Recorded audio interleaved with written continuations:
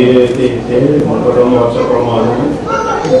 Company ചെറിയ ജോലിയുമായി മുന്നോട്ട് പോവുകയാണ്. പലപ്പോഴും നമുക്ക് കൂട്ടുകാരുമായി സംഗമിക്കുകയും നല്ല കാര്യങ്ങൾക്ക് വേണ്ടി മനസ്സുകൊണ്ടെങ്കിലും പ്രാർത്ഥിക്കുകയും ചെയ്യാറുണ്ട്. ഇതേപോലെയുള്ള ഒരു കൂട്ടായ്മയുടെ സ്റ്റേജിൽ ഞാൻ ആദ്യമായിട്ടാണ് ഇവിടെ നിൽക്കുന്നതെങ്കിലും രാഷ്ട്രീയത്തോടുള്ള അതിഭ്രമം കൊണ്ട് പലതവണ ഇവിടെ കയറിയിറങ്ങിയിട്ടുള്ള ഒരു സ്റ്റേജാണിത്.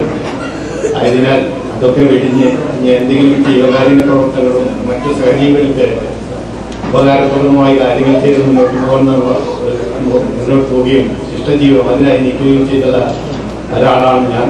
3 മക്കളാണ്. 3 പേരും നല്ല നിലയിൽ പഠിച്ചുകൊണ്ടിരിക്കുന്നു. അവരുടെ വിദ്യാഭ്യാസം പൂർത്തിയാവുന്നതുവരെ ഇനിയും 1-2 കൊല്ലം കഴിയുന്നു. ഒരാൾ MBBS പഠിക്കുന്ന, ഒരാൾ LLB പഠിക്കുന്നു, ഒരാൾ എഞ്ചിനീയറിംഗ് പഠിക്കുന്നു.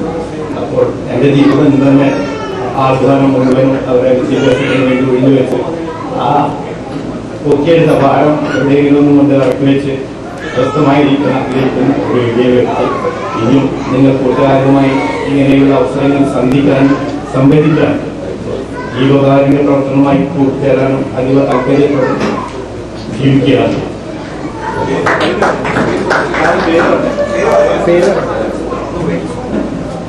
എന്റെ പേര് പ്രൊഫൈൽ പേര് ശ്രുതസേനൻ എന്നാണ്.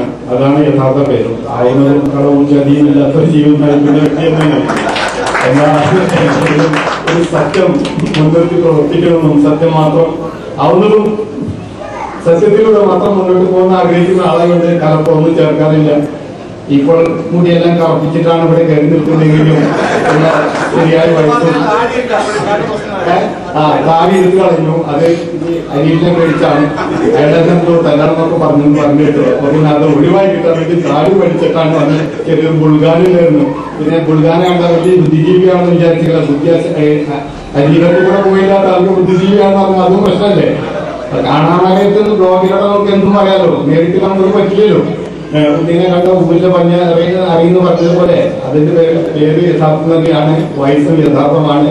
എന്നിരുന്നാലും നിങ്ങളെ ചെറിയ ചെറിയ കൂട്ടുകാരുമായി വളരെ ചെറിയ പ്രായത്തിലുള്ളവരോടും വലിയ വയസ്സായ ആൾക്കാരുമായി ഒരേ സംവദിക്കാൻ താല്പര്യപ്പെടുകയും